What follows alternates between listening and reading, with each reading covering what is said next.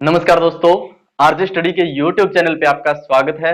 दोस्तों, आज हम पढ़ने वाले हैं क्लाइमेट्स ऑफ इंडिया। देखिए दोस्तों, आज हम पढ़ेंगे भारत की जलवायु। तो चलिए दोस्तों, शुरुआत करते हैं भारत की जलवायु।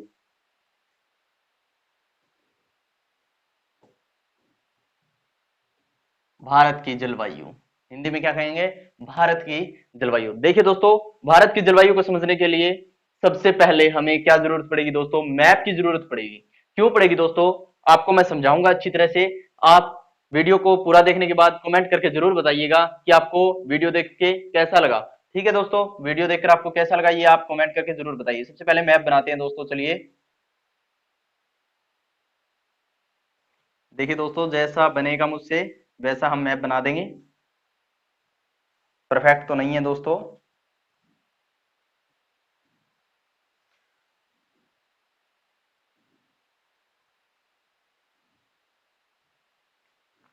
देखिए दोस्तों, हमारा मैप तैयार हो रहा है।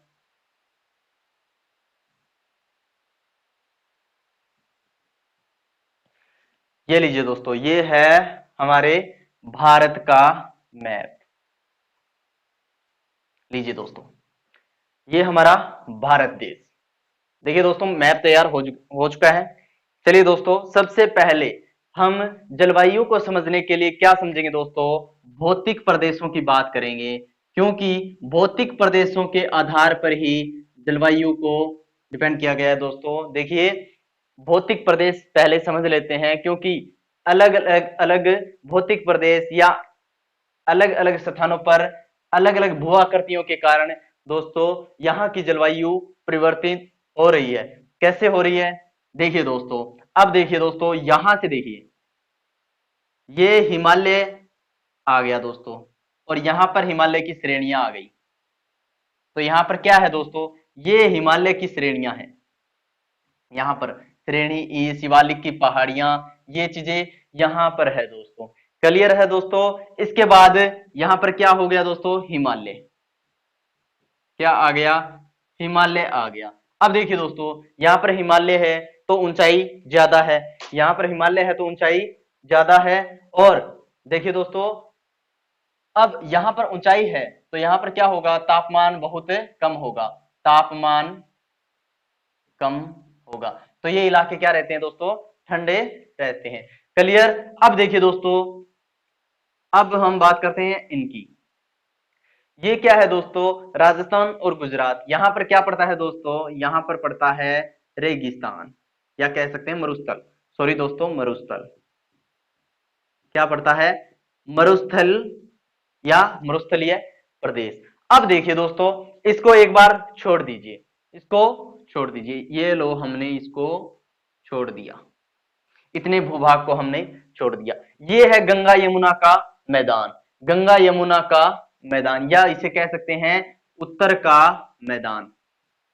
उत्तर का मैदान दोस्तों, इसको समझना जरूरी है। एक बार भौतिक प्रदेश के मैं सिर्फ पार्ट बता रहा हूं, पूरा भौतिक प्रदेश नहीं करवाऊंगा दोस्तों, ताकि आपको क्लाइमेट समझ में आ जाए, यानी कि जलवायु समझ में आ जाए। अब देखिए दोस्तों, यहां पर क्या है? ये देखिए, ये जो समुद्र यहाँ पर क्या है दोस्तों? यहाँ पर अरब सागर है, यहाँ पर बंगाल की खाड़ी है। ये क्या है? पानी से घिरा हुआ है इतना प्रदेश। इतना प्रदेश कहां से घिरा हुआ है? पानी से घिरा हुआ है। पानी से घिरा हुआ है दोस्तों। तो यहाँ ये जो तटीय प्रदेश है, इसे हम क्या बोलेंगे? क्या बोलेंगे दोस्तों? तटीय मैदान। क्या बोलेंगे? तटीय मैदान। क्लियर? और ये प्रायद्वीप, प्रायद्वीप पठार, प्रायद्वीपीय पठार। इसके बाद दोस्तों कितने हो गए? एक, दो, तीन, चार और पांच। होते कितने हैं दोस्तों? कंप्लीट 6 होते हैं। आपको कुछ बुक में 5 मिलेंगे और कुछ में 7 भी मिलेंगे, लेकिन 6 होते हैं दोस्तों। आपको अगर कोई अच्छा टीचर भी बताएगा तो वो 6 ही बताएगा। कैसे होते हैं? देखिए दोस्तों, यहां पर पड़ता है अंडमान निकोबार द्वीप समूह। ठीक है, ये भी किसमें आता है दोस्तों? ये भी भौतिक प्रदेश में आता है। तो कौन सा? निकोबार समूह है। निकोबार समूह है। क्लियर दोस्तों? क्लियर। देखिए दोस्तों, यहां पर मरुस्थल है, और यहां से क्या गुजरती है दोस्तों? यहां से कर्क रेखा गुजरती है। हमें पता है कि कर्क रेखा गुजरती है। कल मैंने अच्छी तरह से आपको बताया था कि यहां पर कर्क रेखा पर सूर्य कब होगा, और कब यहाँ पर गर्मी होगी, कब यहाँ पर सर्दी होगी, कब यहाँ पर बड़ा दिन होगा, कब यहाँ पर छोटा दिन होगा, ये सब मैंने पहले ही क्लास में बता दिया है दोस्तों, यानी कि कल जो पढ़ाया था उसमें बता दिया है। क्लियर दोस्तों। उत्तर का मैदान यहाँ गंगा यमुना का मैदान आ जाता है दोस्तों, गंगा यमुना का मैदान या तराई क्षेत्र भी इसके अंतर्गत आ जाता है, तराई क्षेत्र, तराई क्षेत्र भी इसके अंतर्गत आ जाता है दोस्तों। मैं ये इसलिए बता रहा हूं कि बाद में अगर मैं आपको डायरेक्टली बोलूं कि ये उत्तर के मैदान में इस मानसून से वर्षा होगी या ऐसे कुछ टॉपिक आए तो आपको पता लग जाना चाहिए। क्लियर दोस्तों, क्लियर है। चलिए दोस्तों अब पढ़ते हैं जलवायु को। अब हम जलवायु को पढ़ते हैं। तो दोस्तों इसे इरेज कर देता हूं मैं। देखिए हमें सिर्फ मैप चाहिए, जलवायु को पढ़ने के लिए क्या चाहिएगा, मैप चाहिएगा। ये लीजिए, बाकी सब इरेज कर देता हूं। देखिए दोस्तों कोई जल्दी नहीं है, आराम से पढ़ना है, बिल्कुल आसानी से पढ़ेंगे, बिल्कुल आराम से। देखिए दोस्तों मैप बना लेता हूं मैं वापिस।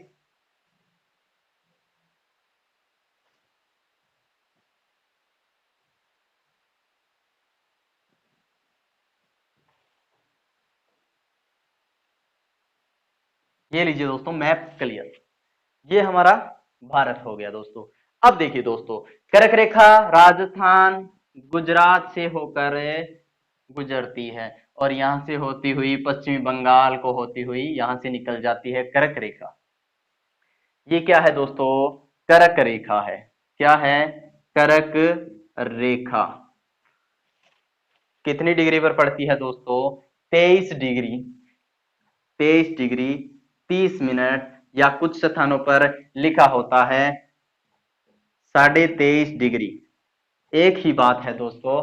और उत्तरी अक्षांश, उत्तरी अक्षांश।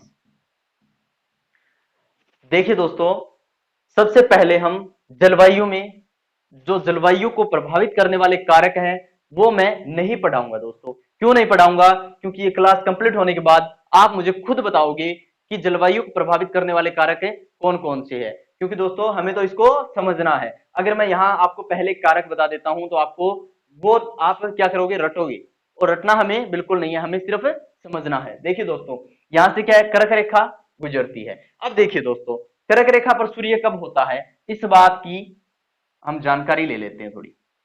ये क्या है, ये हमारी पृथ्वी है। आप बस समझिए दोस्तों, ये हमारी पृथ्वी है।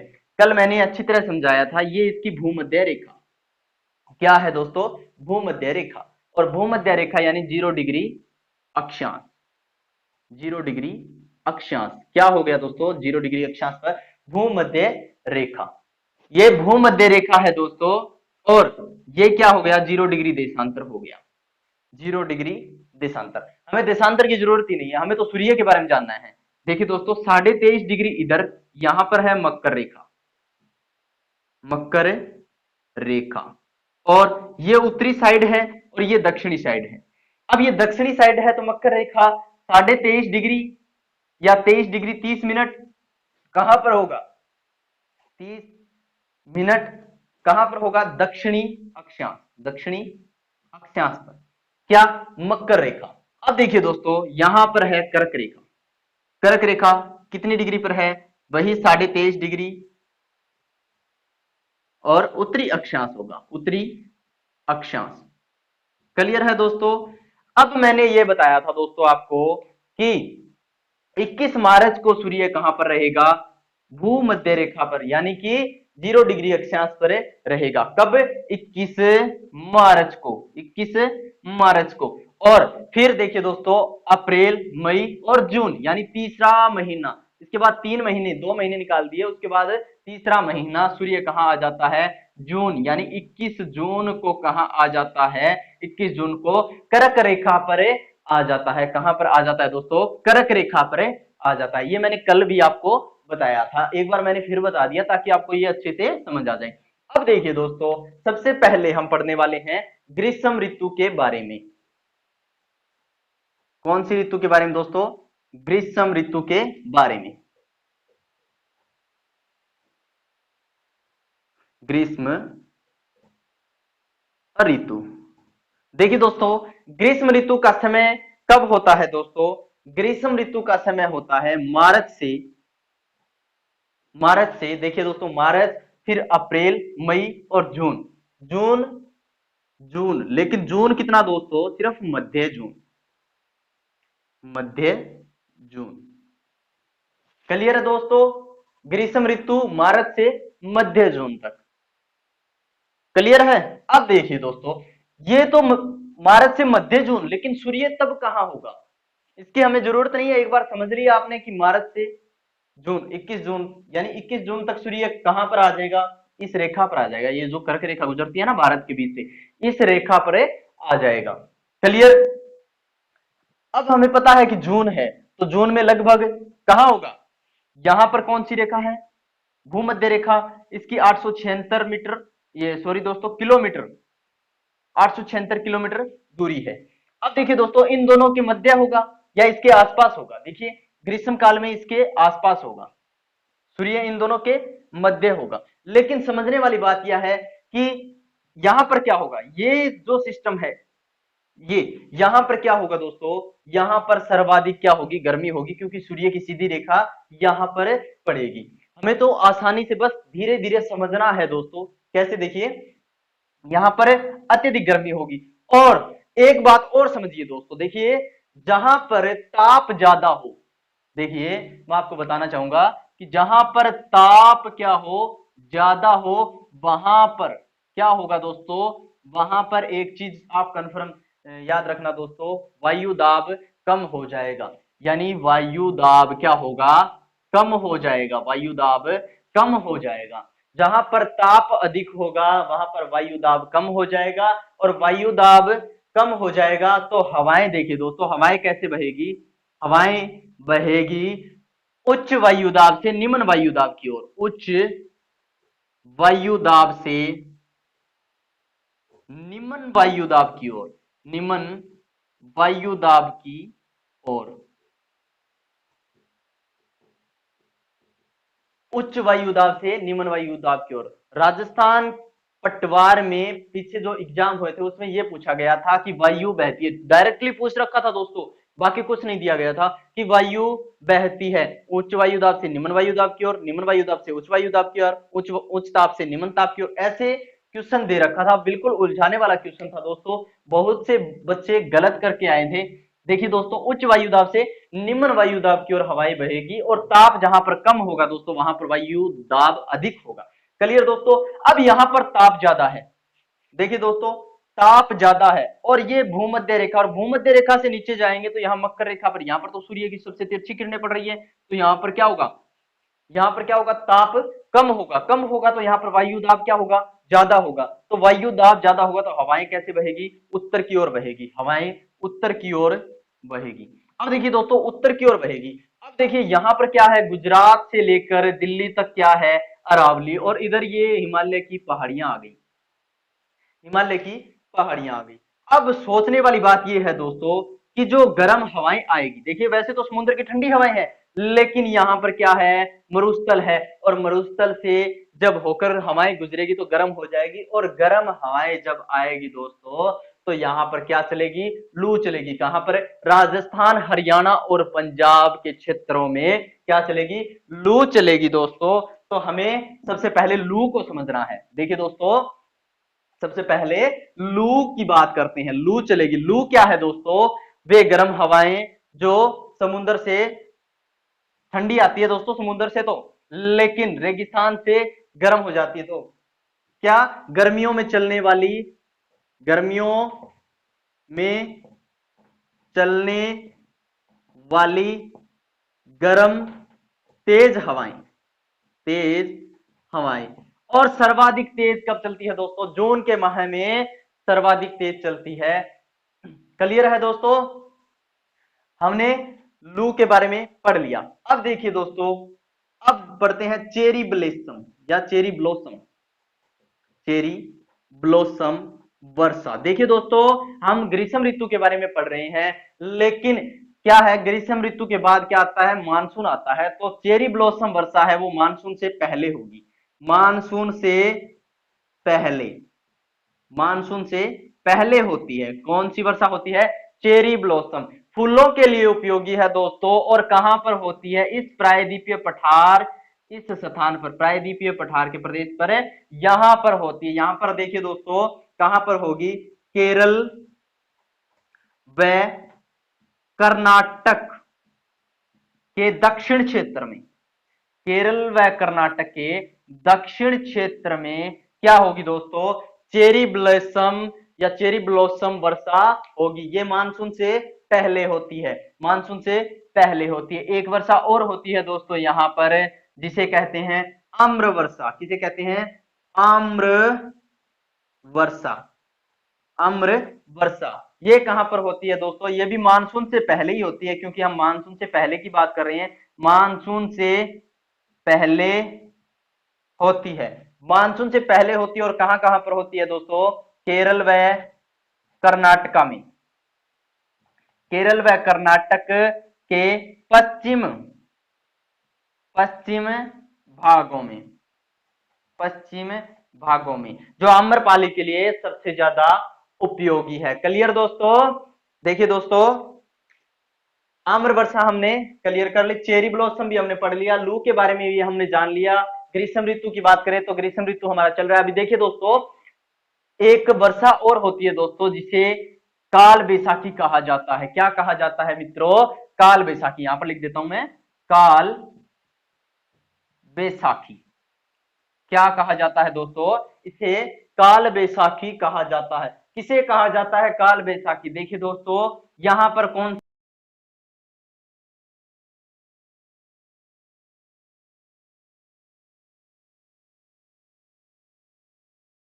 के आसपास के क्षेत्रों में, आसपास के क्षेत्रों में, या कह सकते हैं यहां पर पश्चिमी बंगाल में भी होती है दोस्तों, पश्चिमी बंगाल में भी कुछ वर्षा होती है। कैसे होती है दोस्तों?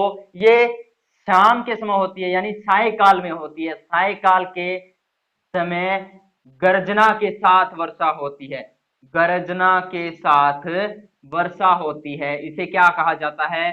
क्या कहा जाता है दोस्तों? काल बैसाखी वर्षा कहा जाता है। क्या कहा जाता है? काल बैसाखी वर्षा कहा जाता है। क्लियर दोस्तों? ग्रीष्म ऋतु में टेम्परेचर कितना रहता है? औसत तापमान की बात करें दोस्तों, भारत का जो औसत तापमान है, औसत तापमान है, वो दोस्तों है 45 से 50 डिग्री, 45 से 50 डिग्री। और कुछ बुक्स में आपको 50 से 55 डिग्री भी मिलेगा दोस्तों। तो 45 से 50 आपको याद रखना है। अगर 45 से 50 ना हो ऑप्शन में, तो 50 से 55 भी आप कर सकते हैं। क्लियर दोस्तों? अब देखिए दोस्तों, ग्रीष्म ऋतु में, ग्रीष्म ऋतु हमारा कंप्लीट हो गया। एक बार हम रिपीट कर लेते हैं दोस्तों। सबसे पहले देखिए दोस्तों, यहां पर कौन सी वर्षा होती है? चेरी ब्लॉसम होती है दोस्तों। और केरल के कहां पर होती है? केरल के पश्चिम में होती है, केरल के पश्चिम में मानसून से पहले होती है दोस्तों। और चेरी ब्लॉसम होती है, फूलों के लिए उपयोगी है। आम्र वर्षा, आम्र वर्षा कहां पर होती है? केरल के पश्चिमी भागों में होती है, केरल के पश्चिमी भागों में, केरल और कर्नाटक के पश्चिमी भागों में क्या होती है दोस्तों? आम्र वर्षा होती है। क्लियर दोस्तों? राजस्थान के कुछ क्षेत्रों में, राजस्थान, हरियाणा व पंजाब के कुछ क्षेत्रों में लू चलती है, यानी कि सर्वाधिक जो धूल भरी आंधियां हैं, धूल भरी आंधियां, वो कहां पर चलती है? राजस्थान के इसी क्षेत्र में चलती है दोस्तों, क्योंकि यहां पर सर्वाधिक रेगिस्तान क्या है दोस्तों? सर्वाधिक मरुस्थलीय प्रदेश है। और साथ ही दोस्तों यहां पर वर्षा भी बहुत कम होती है। वो हम मानसून में पढ़ेंगे दोस्तों, क्यों होती है वर्षा इतनी कम। चलिए दोस्तों, ग्रीष्म ऋतु हमने क्लियर कर लिया है। अब हम वर्षा ऋतु की बात करेंगे। किसकी बात करेंगे दोस्तों? वर्षा ऋतु की। तो मैं बोर्ड को एक बार क्लीन कर देता हूं दोस्तों। मैप की हमें जरूरत है, बहुत ही जरूरत है मैप की। तो चलिए दोस्तों, आपको ग्रीष्म ऋतु याद हो जाना चाहिए दोस्तों, कैसे भी हो मुझे नहीं पता, बस आपको पढ़िए, रट्टे मारिए, या कैसे भी आप ग्रीष्म ऋतु को याद कर लीजिए।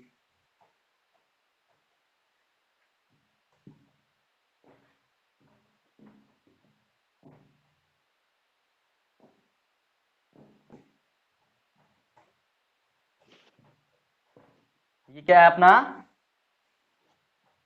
भारत का मैप। इसे एक बार फिर से बना लेते हैं दोस्तों। इसमें कोई समय वाली बात नहीं है, हम मैं जल्दी से बना देता हूं, ज्यादा समय नहीं लूंगा। ये लीजिए दोस्तों, देखिए दोस्तों, अब हम पढ़ते हैं वर्षा ऋतु। बहुत ही अच्छा टॉपिक है दोस्तों, वर्षा ऋतु। लिखना नहीं है बिल्कुल भी, बस समझना है। कैसे समझना है दोस्तों, मैं आपको अच्छी तरह से समझा दूंगा। वर्षा ऋतु का समय देखिए दोस्तों, सबसे पहले वर्षा ऋतु का समय देखिए दोस्तों, हम जून में छोड़ के आए थे, मध्य जून के बाद, मध्य जून के बाद देखिए, फिर जुलाई, अगस्त और सितंबर। तो मध्य जून से सितंबर तक, मध्य जून से सितंबर तक वर्षा ऋतु का समय होता है दोस्तों। क्या होता है, वर्षा ऋतु का समय होता है।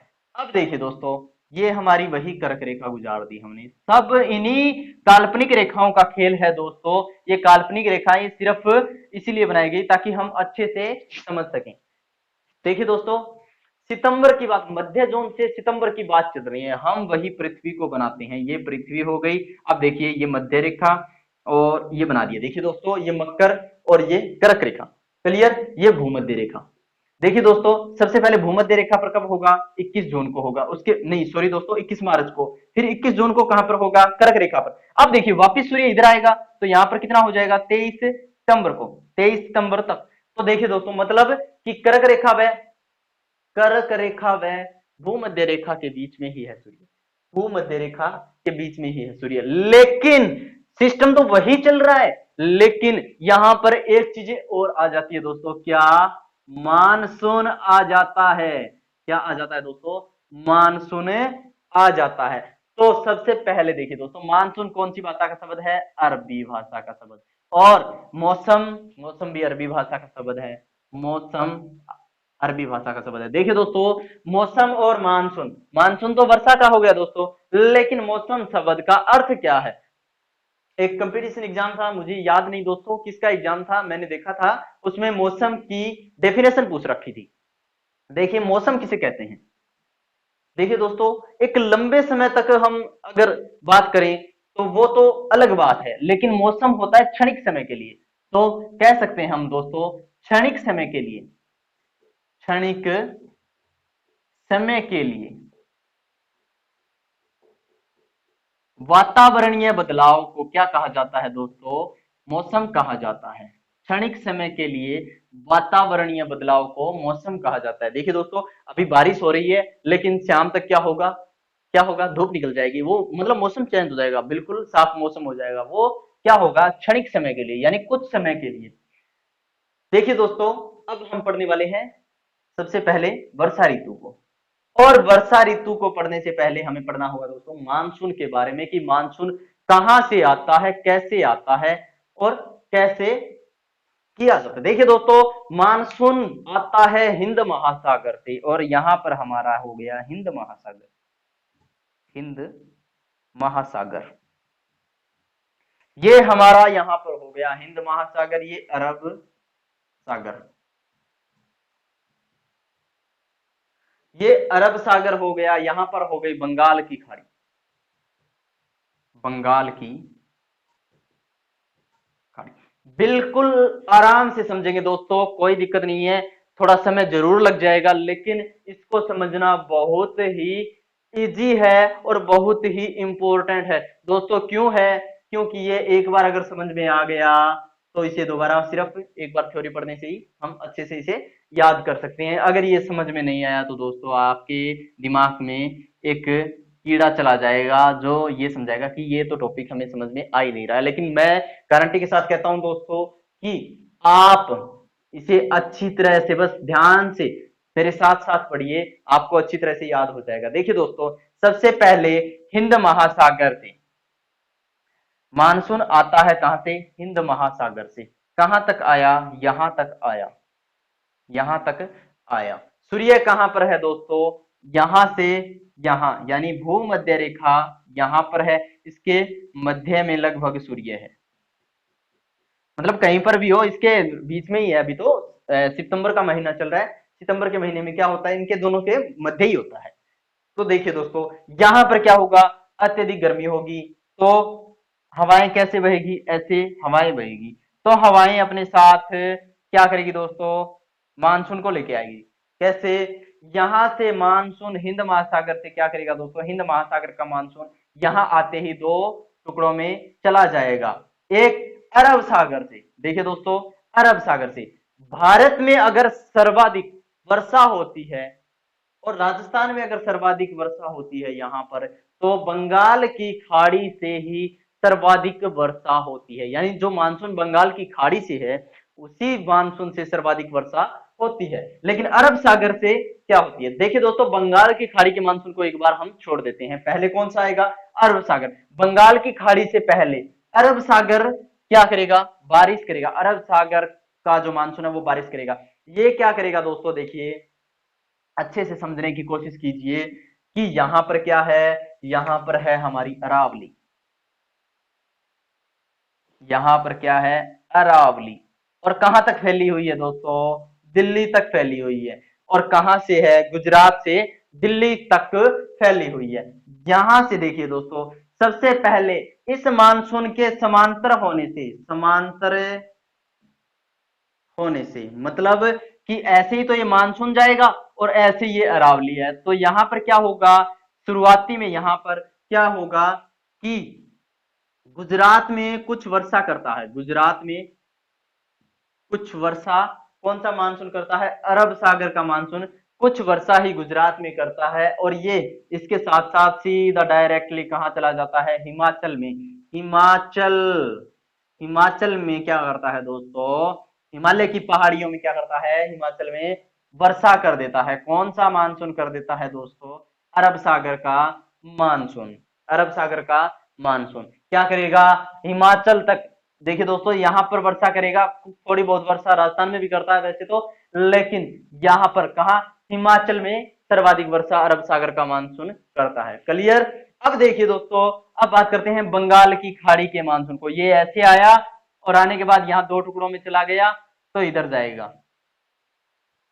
ये देखिए इधर गया, ये मानसून देखिए दोस्तों क्या करेगा, सबसे पहले तमिलनाडु में क्या करेगा, बारिश करेगा। सबसे पहले तमिलनाडु में बारिश करेगा, उसके बाद ये यहां से दो अलग अलग धाराओं में बंट जाएगा, दो अलग अलग धाराओं में चला जाएगा। तो देखिए दोस्तों, ये जो आता है ये कहां पर जाके बारिश करेगा, सीधा यहां से आर्द्रता, बंगाल की खाड़ी से आर्द्रता उठाएगा और कहां पर जाकर बारिश करेगा, यहां पर मेघालय में। मेघालय में सर्वाधिक बारिश करेगा, मेघालय में। अब देखिए दोस्तों, सूर्य यहाँ पर है, कर्क रेखा के आसपास ही है, तो यहाँ पर सर्वाधिक क्या होती है दोस्तों, क्या होती है, गर्मी होती है। राजस्थान गुजरात के क्षेत्र में सर्वाधिक क्या होगी, गर्मी होगी।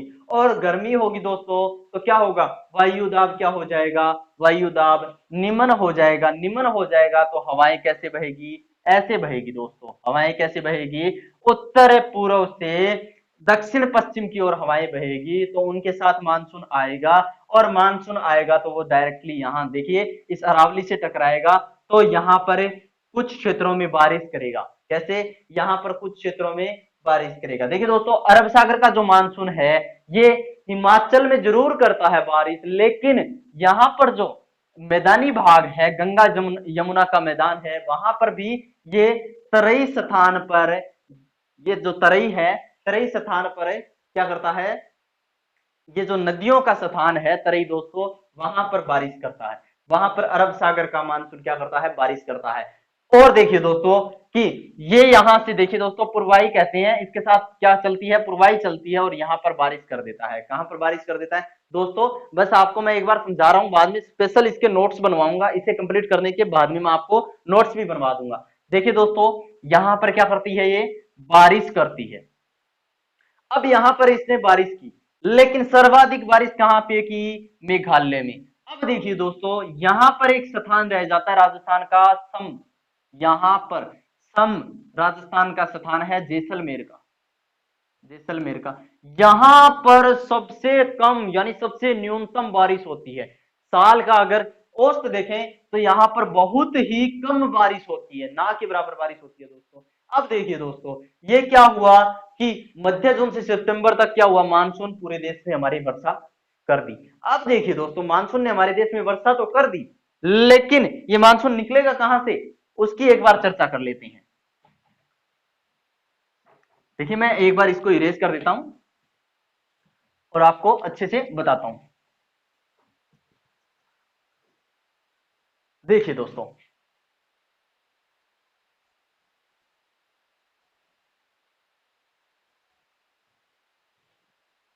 ये हमारा क्या है, भारत है। क्या है दोस्तों, भारत। अब देखिए दोस्तों, क्या हुआ यहां पर सबसे कम बारिश करेगा। ये कौन सा स्थान है, राजस्थान का, राजस्थान का सम स्थान है। और कौन सी तहसील है, जैसलमेर ही तहसील लगती है दोस्तों, सम तहसील है दोस्तों। और जैसलमेर जिला है, जैसलमेर जिला। देखिए दोस्तों, अब देखिए आप, ये क्या किया इन्होंने यहाँ पर, जो मानसून है, मानसून ने यहाँ पर क्या की, सर्वाधिक यहाँ पर बारिश कर दी। और अब देखिए दोस्तों, सितंबर तक हम आ गए हैं। अब बात करते हैं अक्टूबर और नवंबर की। अक्टूबर व नवंबर की। अक्टूबर नवंबर में क्या होता है कि ये मानसून लौटता है, यानी वापस जाता है। तो देखिए दोस्तों, हवाएं कैसे चलेगी। अब देखिए कि यहाँ पर क्या है, भूमध्य रेखा है, भूमध्य रेखा है। सूर्य कहां पर चला गया, भूमध्य रेखा के आसपास चला गया। देखिए नवंबर में, अक्टूबर नवंबर में कहां पर चला जाता है, भूमध्य रेखा, यानी सितंबर में ही चला जाता है वैसे तो, 23 सितंबर को कहां चला जाता है, भूमध्य रेखा पर चला जाता है, उससे आगे। अब इस साइड में क्या हो गया दोस्तों, यहां पर सर्दी पड़ने लगी है, सर्दी पड़ने लगी है भारत में। और इधर क्या हो गया, भूमध्य रेखा के पार यानी कर्क रेखा के पास, वहां पर क्या हुआ, गर्मी हो गई। तो वहां पर दाब क्या होगा दोस्तों, वायु दाब, वायु दाब क्या होगा, कम होगा। तो हवाएं कैसे चलेगी, उत्तर से दक्षिण की ओर चलेगी, कंफर्म है, हवाएं उत्तर से दक्षिण की ओर चलेगी। तो क्या कहेंगे, उत्तर पूर्व से दक्षिण पश्चिम की ओर हवाएं चलेंगी, तो उनके साथ मानसून लौटेगा। कैसे लौटेगा, देखिए दोस्तों, मानसून यहां से हवाओं के साथ चलता है और यहां से वही आर्द्रता उठाता है, और लौटता हुआ मानसून तमिलनाडु में वर्षा करके डायरेक्ट सीधा निकल जाता है। लौटता हुआ मानसून कहां पर वर्षा करता है दोस्तों, लौटता हुआ मानसून तमिलनाडु में वर्षा करता है। लौटता हुआ मानसून कहां पर वर्षा करता है, तमिलनाडु में। कहां पर वर्षा करता है दोस्तों, तमिलनाडु में। एक चीज समझिए दोस्तों, मावठ, मावठ क्या है, ये दोस्तों भूमध्य सागर के पश्चिमी विक्षोभों के कारण आता है। देखिए दोस्तों, भूमध्य सागर कहां पर है, भूमध्य सागर है अफ्रीका के पास। कहां पर है, अफ्रीका के पास। ये लीजिए दोस्तों, ये हो गया यहां पर अफ्रीका, और यहां पर है दोस्तों भूमध्य सागर, भूमध्य सागर। यहां से क्या होगा दोस्तों, पश्चिमी विक्षोभ होंगे।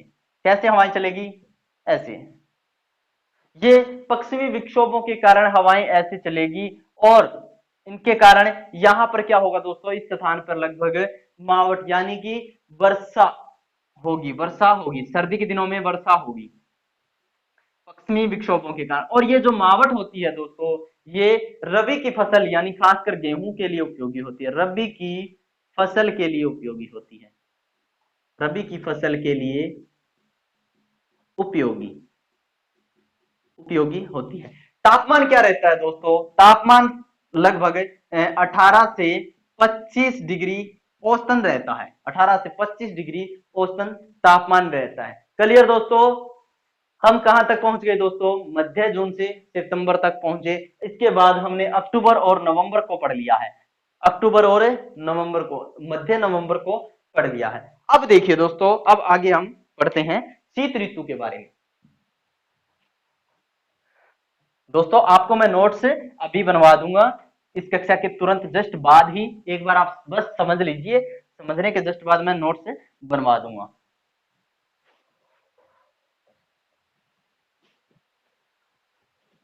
अब बात करते हैं शीत ऋतु की। शीत ऋतु, दोस्तों शीत ऋतु में कुछ भी नहीं है पढ़ने के लिए। आपको फसलों में मैं शीत ऋतु के बारे में, फसलों के बारे में थोड़ी जानकारी दे दूंगा। जब मैं भारत की प्रमुख कृषि फसलें करवाऊंगा, तब मैं थोड़ी जानकारी आपको दे दूंगा वहां पर। देखिए दोस्तों, शीत ऋतु में क्या होता है, ठंडी हवाएं चलती है, ठंडी हवाएं चलती है, ठंडी हवाएं चलती है। और हवाएं ऐसी चलेगी दोस्तों शीत ऋतु में। क्लियर, ठंडी हवाएं चलती है और औसत तापमान रहता है दोस्तों, वो रहता है, ये जो उत्तरी भाग है दोस्तों, उत्तरी भाग का औसत तापमान रहता है, क्योंकि यहाँ पर सर्वाधिक ठंड पड़ेगी दोस्तों और बर्फबारी भी होगी, तो -10 से 15 डिग्री सेल्सियस तक यहाँ पर क्या रहता है दोस्तों, तापमान रहता है, औसत तापमान रहता है। क्लियर दोस्तों। अब हम नोट्स बनाएंगे दोस्तों, तो अपना रजिस्टर खोल लीजिए दोस्तों और नोट्स बनाने स्टार्ट कर दीजिए। सबसे पहले देखिए नोट्स बनाते हैं। सबसे पहले क्लाइमेट यानी जलवायु की बात करते हैं। जलवायु, जलवायु किस पर, भौतिक प्रदेशों पर निर्भर करती है। भौतिक प्रदेशों पर निर्भर, भौतिक प्रदेशों पर निर्भर। और देखिए दोस्तों, जलवायु में सबसे पहले ये जो इसका ढांचा है, इसके आधार पर लेते हैं। जलवायु में सबसे पहले हमने पढ़ा था, क्या पढ़ा था दोस्तों, ग्रीष्म ऋतु। क्या पढ़ा था, ग्रीष्म ऋतु।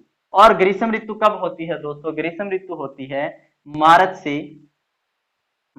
मध्य जून, मार्च से मध्य जून। देखिए दोस्तों, मार्च से मध्य जून सूर्य कहां पर होगा, कर्क रेखा के आसपास होता है, तो गर्मी अधिक पड़ती है। तो ग्रीष्म ऋतु में हवाएं चलती है, हवाएं चलती है, कौन सी, गर्म हवाएं चलती है। क्या कहा जाता है, लू कहा जाता है। कहां पर चलती है, लू चलती है दोस्तों, राजस्थान, पंजाब और हरियाणा के कुछ क्षेत्रों में। राजस्थान, पंजाब, हरियाणा के क्षेत्रों में, राजस्थान, पंजाब, हरियाणा के क्षेत्रों में क्या चलती है दोस्तों, लू चलती है। अब देखिए दोस्तों, वर्षा होती है मानसून से पहले, चेरी ब्लॉसम, चेरी ब्लॉसम कहां पर होगी दोस्तों, फूलों के लिए उपयोगी है दोस्तों, फूलों के लिए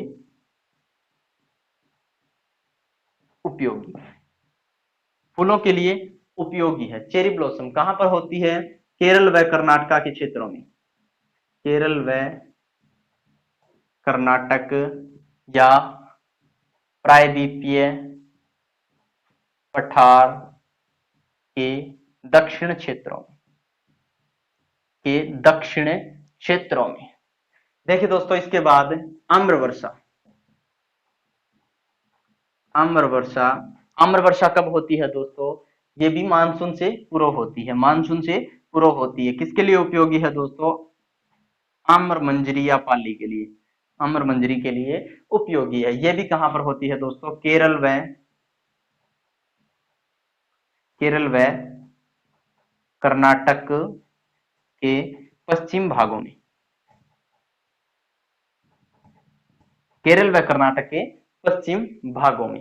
एक वर्षा और होती है दोस्तों, क्या पढ़ाया था मैंने, काल बैसाखी वर्षा, काल बैसाखी वर्षा कहां पर होती है दोस्तों, मेघालय के आसपास होती है। तो हम कह सकते हैं पूर्वी भारत के क्षेत्रों में, पूर्वी भारत के क्षेत्रों में सायकाल में, सायकाल में गर्जना के साथ, गर्जना के साथ होने वाली वर्षा,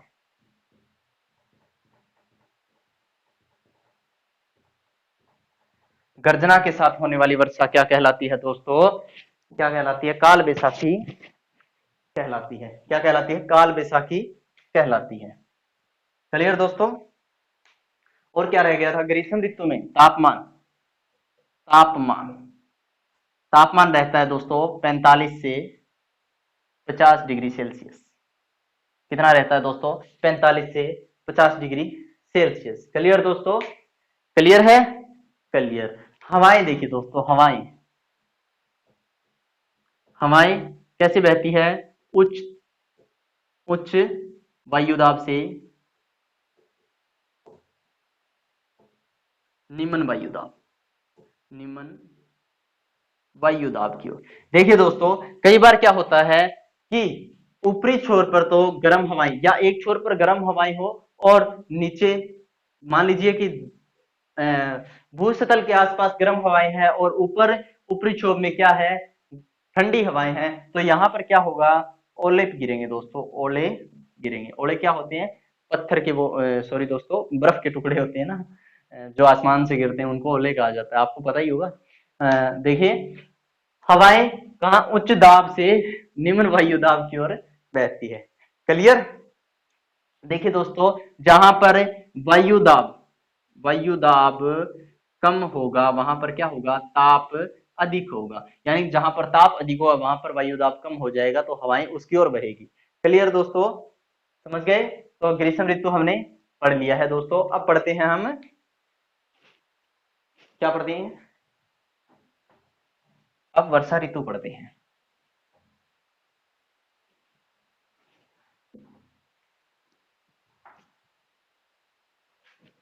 वर्षा ऋतु, देखिए दोस्तों, सबसे पहले बात करते हैं मौसम की।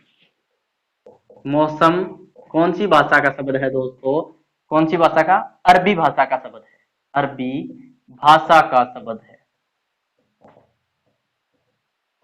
मौसम क्या, डेफिनेशन क्या है दोस्तों, क्षणिक समय के लिए, क्षणिक समय के लिए वातावरणीय बदलाव, वातावरणीय बदलाव क्या कहलाता है दोस्तों, मौसम कहलाता है।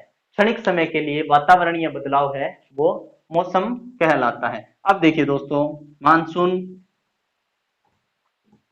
कौन सी भाषा का शब्द है, ये भी अरबी भाषा का शब्द है, अरबी भाषा का शब्द है। कहां से आता है, हिंद महासागर से, हिंद महासागर के मेडागास्कर द्वीप से, मेडागास्कर द्वीप से सक्रिय होता है, सक्रिय होता है। कहां से होता है दोस्तों, मेडागास्कर द्वीप से सक्रिय होता है, और दो भागों में बंट जाता है। और कौन कौन से भागों में बंट जाता है, पहला बंगाल की खाड़ी का मानसून, बंगाल की खाड़ी का मानसून, और दूसरा, दूसरा कौन सा है दोस्तों, दूसरा है अरब सागरीय मानसून, अरब सागर मानसून। क्लियर दोस्तों, अरब सागर मानसून, पहले अरब सागर का मानसून वर्षा करेगा, बंगाल की खाड़ी का मानसून भी वर्षा करेगा। दोनों आपको समझ में अच्छी तरह से मैंने समझा दिया था। दोनों को आप थ्योरी के हिसाब से, अपने हिसाब से कैसे भी नोट्स बनाकर आप लिख सकते हो। क्लियर दोस्तों, क्लियर। अब देखिए दोस्तों, शीत ऋतु की बात करें, शीत ऋतु, शीत ऋतु, ये देखिए दोस्तों, मानसून या कह सकते हैं हम वर्षा ऋतु की, वर्षा ऋतु, ये जो वर्षा ऋतु है दोस्तों, ये मध्य जून से कब तक है दोस्तों, सितंबर तक, सितंबर तक। और अक्टूबर माह में क्या करता है, लौटता हुआ मानसून। देखिए दोस्तों, यहां पर मैं लिखना भूल गया था, लौटता हुआ मानसून कहां पर वर्षा करता है दोस्तों, तमिलनाडु में वर्षा करता है, तमिलनाडु में वर्षा करता है। और दोस्तों, तमिलनाडु में वर्षा करता है, लौटता हुआ मानसून कब जाता है दोस्तों, अक्टूबर में, अक्टूबर में। देखिए दोस्तों, शीत ऋतु की बात करें तो कब होगा, नवंबर से फरवरी, नवंबर से फरवरी। और नवंबर से फरवरी क्या करेंगे दोस्तों, ठंडी ठंडी हवाएं चलेगी, ठंडी हवाएं चलती हैं, ठंडी हवाएं चलती हैं। और पश्चिमी विक्षोभ, किसके पश्चिमी विक्षोभ के कारण दोस्तों, पश्चिमी विक्षोभ के कारण, भूमध्य सागर के, भूमध्य सागर के पश्चिमी विक्षोभ के कारण क्या होती है दोस्तों, मावठ होती है। और दोस्तों, इसी के साथ क्लाइमेट्स ऑफ इंडिया हमारा जो टॉपिक है वो कंप्लीट हुआ दोस्तों। अब रहता है एक कोनेन का नियम, और वो जो कोपेन का नियम है दोस्तों, कोपेन का नियम हम पढ़ेंगे कल, क्योंकि वो भी एक अच्छा टॉपिक है दोस्तों। उसको हम बहुत आसानी से, धीरे से पढ़ेंगे दोस्तों। बहुत से बच्चों को कोपेन का नियम समझ में नहीं आता है दोस्तों, तो कल हम कोपेन का नियम पढ़ेंगे दोस्तों। आज की वीडियो आपको कैसी लगी कमेंट करके जरूर बताना दोस्तों। जय हिंद, जय भारत। कल फिर मिलते हैं नए टॉपिक के साथ।